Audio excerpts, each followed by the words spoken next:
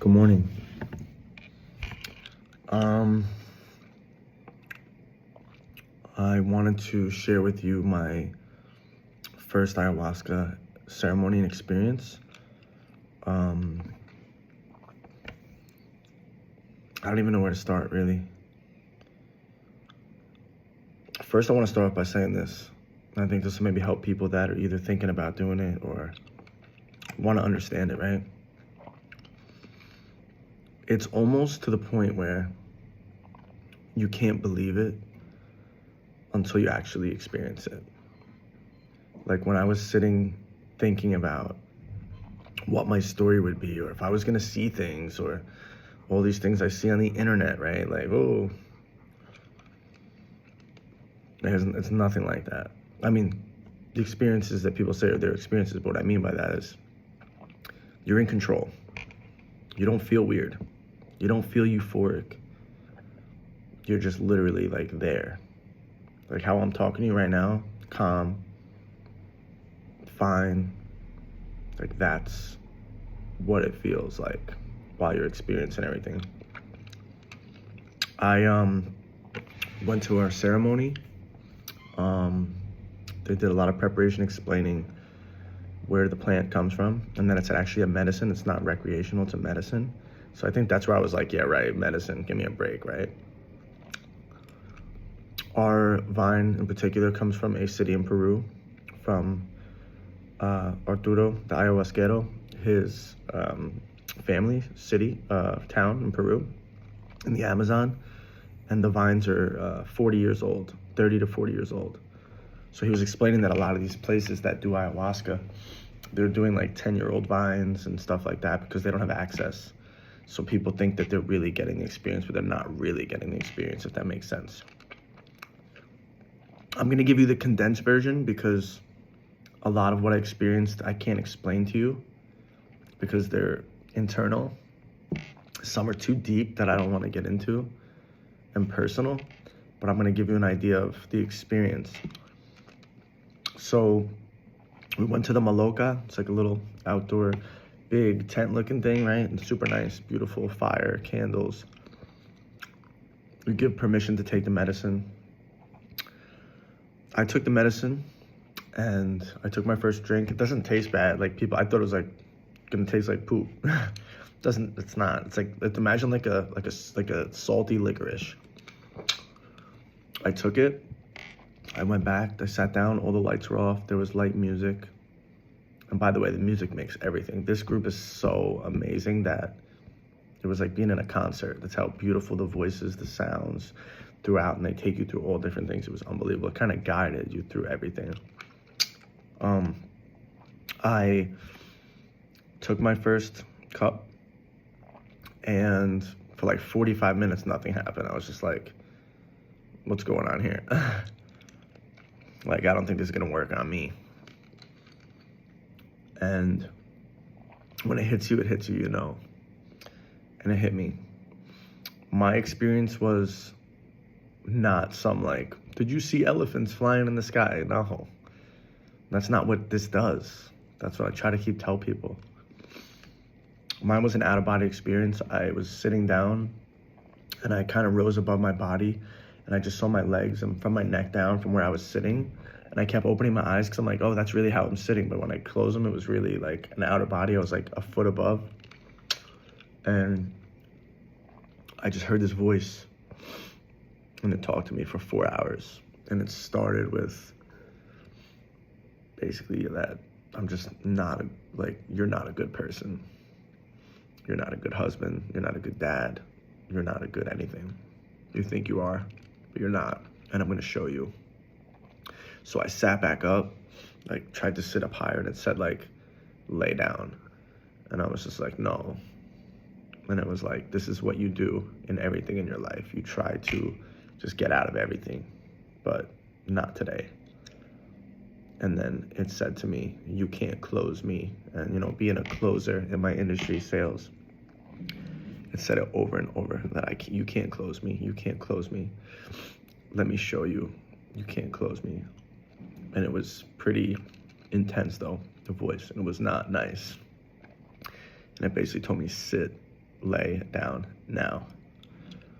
And I lay down, and it just started talking to me about why I'm not where I need to be and what I need to do better.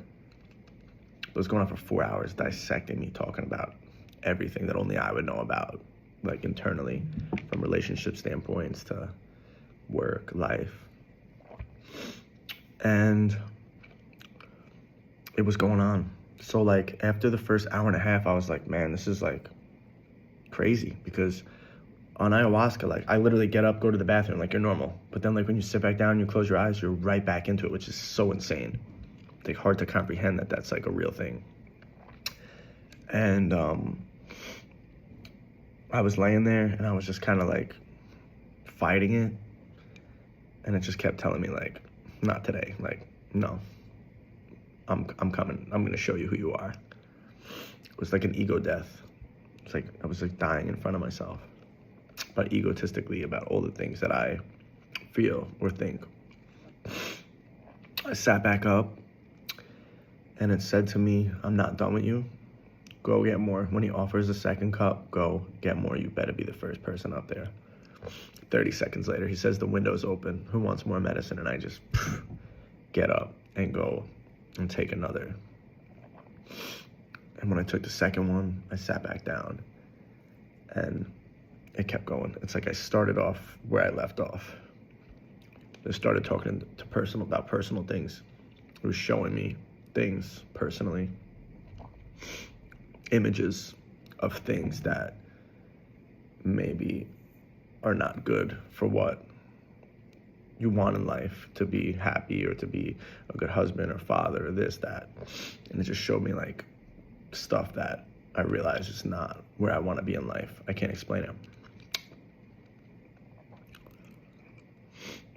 Then after like hour 4 of that, I did purge. When I mean purge, you throw up.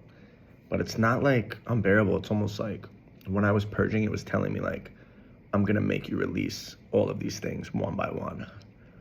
And it was like, go. And it would just like come up and I would just throw up. And it was just like with intention though of like getting rid of the negativity and all of the things that I was not doing, or that I was doing wrong. Then it kind of changed a little bit.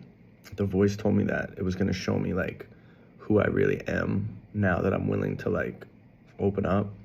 And I just got cold. I had to put socks on. I was freezing. And it was like, you're cold. That's your heart. That's your internal. You're just a cold person. But you think that you're not, and you're all this, but you're cold. And I'm going to show you. So I went through that. It was like 4 hours of that, man. Crazy. And then it switched up and it said, I want to show you a couple things. And it just showed me a picture of my daughter, my oldest daughter. She's 13. And she was like sitting there with her arm like this, just like staring. And she said, you see that? You're wasting time. And for like 30 minutes straight, she just said, the voice said, you're wasting time. Basically that I'm not doing what I need to do with my daughter and spending time with her because the window is short. And she's like, you better not waste the time. I don't know where that context that comes in, but. So after that, it said, I think you're ready to change. I want you to go outside. So I walked out to Maloka and I turned and there was like a bunch of bushes and there was just like a 3/4 moon, like in the sky with the trees. And it was just shining on me and I just stared at it. And it was just like a floodlight just on me. And it said, the voice said to me, I'm just giving you a chance. That's all this is, a chance. If you don't do it, it's fine. But here's your chance.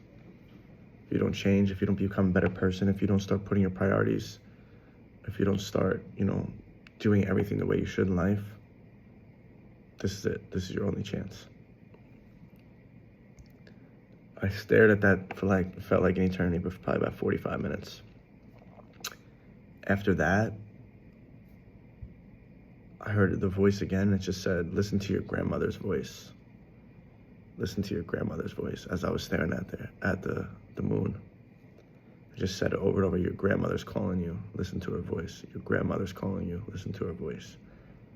And then like 30 seconds later, I walk back in and they're singing a song saying, your grandmother, about your grandmother, something about a grandmother. And I was like, what? And it was just like this soothing sound, and it was like crazy. And I sat back down, and it just said, listen to your grandmother's voice. I want you to see something. And it put a picture of me in front of me. When I was a kid, it's a picture that my mom has. I was like in a suit with like a calic and stuff, and it's like this little cute face. And it said, blow on it like a little baby. Just blow on it soft, like blow on the face. And it was just like, this is who you are. Like, this is who you are. You're not all these things. All of those things are just things you never worked on to fix, but this is really your soul. You're just innocent, good person. It's crazy. There's so much more I want to explain, but I can't.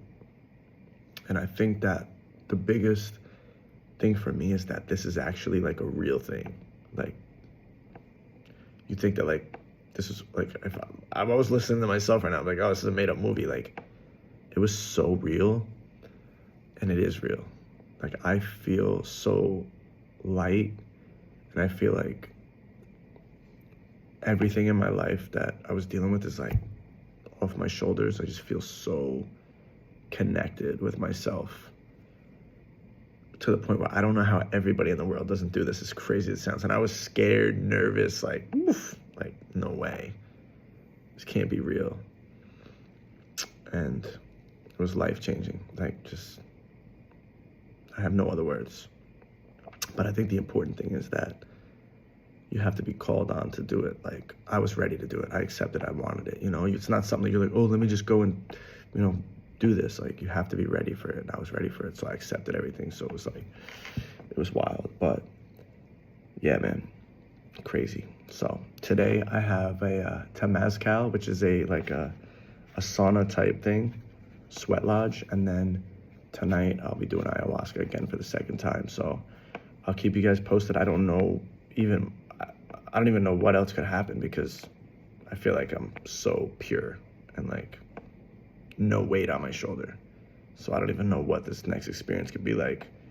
I have no idea. I feel like everything was already said to me, but we'll see. So hopefully this helps you. And all I can tell you is this is real. I don't care what anybody says. It like literally, like, I feel like 1,000 therapy sessions in one last night, where I feel like reborn as a person. It's insane. So thank you.